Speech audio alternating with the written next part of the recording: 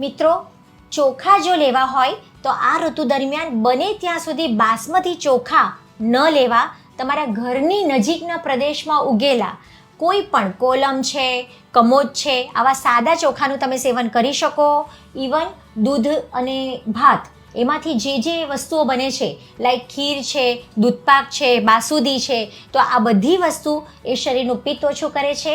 એનું સેવન ચોક્કસ કરી શકાય. બને ત્યાં સુધી મગની દાળ જે પચવામાં હલકી છે એનો ઉપયોગ વધારવો અને અડદની દાળ, કળથી પચવામાં ભારે છે એનો ઉપયોગ ઘટાડવો.